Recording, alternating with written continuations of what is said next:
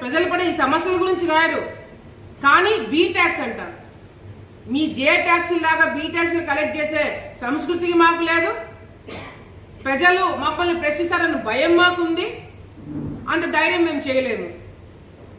ఈరోజు నేను ఇప్పటికిప్పుడు పోదాం. ఎవరైతే ఇల్లీగల్ గా కన్స్ట్రక్షన్ చేశారో అహోబిలంలో అన్ని కూల్చేద్దాం. నేను రెడీ. ఇప్పటికిప్పుడు పోదాం. వస్తారా సాక్షి వాళ్ళు? వస్తారా వైసీపీ వాళ్ళు?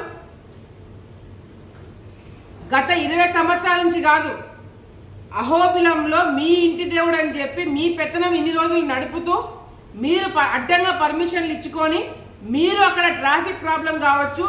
ఇప్పుడు ఈ 100కి పైన మీరు లాడ్జ్లు అన్నారు కదా, 100కి పైన సత్రాలు అంటున్నారు కదా, ఏ ఒక్క సత్రం కూడా ఫైర్ పర్మిషన్స్ లేవు. ఏ ఒక్క దాన్ని కూడా పంచాయతీ పర్మిషన్స్ లేవు. ఏ ఒక్క దానికి కూడా ఎలక్ట్రికల్ డిపార్ట్మెంట్ వాళ్ళు పర్మిషన్ ఇవ్వలేదు. మరి ఎట్లా కన్స్ట్రక్షన్ చేశారండి?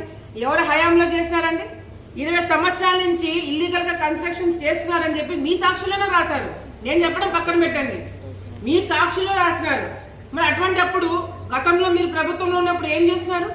గత 5 సంవత్సరాలు మీరు అధికారంలో ఉన్నప్పుడు ఈ సత్రాల మీదకి మీరు ఎందుకు పోలేదు? ఈ సత్రాలు మీరు ఎందుకు క్యాన్సిల్ చేయించలేదు? మేము వచ్చి సంవత్సరమే కదా అయింది. గత 5 సంవత్సరాలు మీరే కదా ఉన్నారు. మరి ఈ సత్రాల మీద ఎందుకు యాక్షన్ తీసుకోలేదు మీరు? టెంపుల్లో అవినీతి జరుగుతుంది, బయట అవినీతి జరుగుతుంది. కేవలం వైసీపీ నాయకుల వల్లనే ఇదంతా మొదలైంది. మేము ఫుల్ స్టాప్ పెట్టడానికి చూస్తున్నాము, కానీ మీరు ఎక్కడ కూడా సహకరించట్లేదు మీ సాక్షి వాళ్ళు. లేదు, నేను మొన్న కూడా నా గురించి ఆర్టికల్ రాసినప్పుడు ఒకటే చెప్పిన, ఇప్పటికిప్పుడు నేను సిద్ధం.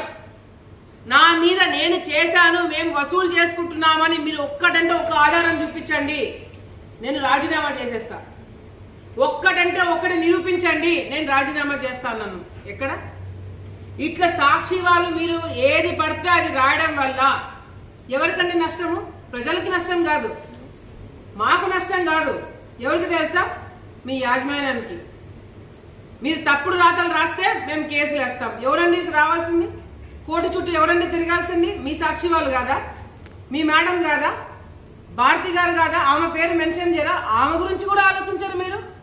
నాకు తెలిసి ఎవరైతే ఈ రిపోర్ట్ రాశారో, ఎవరైతే ఈ ఆర్టికల్ రాశారో పాపం మర్చిపోయినట్టున్నాడు. ఈ ఆర్టికల్ రాసినట్టు, ఇది రాశారని మర్చిపోయి ఇది రాసినట్టున్నారు.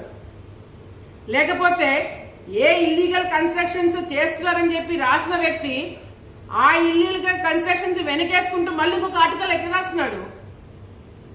ఇది మీ జర్నలిస్టులకే వదిలేస్తారు. నేను ఈరోజు ప్రెస్ ఫ్రీడమ్ డేనా ఈరోజు ప్రెస్ ఫ్రీడమ్ డే. ప్రెస్కి అంతో కొంత రెస్పాన్సిబిలిటీ ఉండాలి కదండి. ఎవరి కోసం రాస్తున్నారండి? దీనివల్ల మీరు ఆ చికెన్ దాని గురించి రాస్తున్నారు. ఏ ఆలగడ్డలు ఓట్లు వేసే వాళ్ళకి తెలీదా? ఆలగడ్డలు చికెన్ కొనే వాళ్ళకి తెలీదా? రేటు తగ్గిందా పెరిగిందా అనేది? మీ సాక్షి పేపర్ కొంటూ మీకు ఓట్లు వేసిన వాళ్ళే ఇది వాస్తవం కాదు అని మాట్లాడుకునేలాగా మీరు చేసుకుంటున్నారు. మేమేం లేదు. ఇది రాయడం వల్ల మేము ఆపుతాం అనుకుంటున్నారా? మీరు రాయడం వల్ల మేము వారి మీద యాక్షన్ తీసుకోవడము ఆపుతాం అనుకుంటున్నారా? భయపడతామని అనుకుంటున్నారా? నేను ఇప్పుడు చెప్తున్నాను, ఎవరైతే అక్రమంగా ప్రభుత్వ భూములు ఆక్రమించుకున్నారో, అది వక్ఫ్ బోర్డు కావచ్చు, ఎండోమెంట్స్ కావచ్చు, ఇరిగేషన్ డిపార్ట్మెంట్ కావచ్చు, ఎవరిదైనా సరే గవర్నమెంట్ భూమి ఆక్రమించి ఎవరైతే ఇల్లీగల్ గా కన్స్ట్రక్షన్స్ చేశారో అవన్నీ కూడా డెమాలిష్ చేయడం జరుగుతుంది, అవన్నీ కూడా తొలగించడం జరుగుతుంది. మీరు ఏం రాస్తారో రాసుకోండి, దాంట్లో వాస్తవం ఉంటే నేనే ఒప్పుకుంటా. నా గురించి చాలా మందికి తెలిసిన వాళ్ళకి తెలుసు.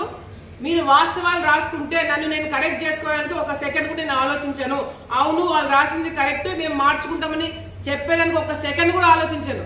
కానీ మీరు తప్పుడు రాయడం వల్ల మీ డిగ్నిటీ, ఒక రిపోర్టర్గా, ఒక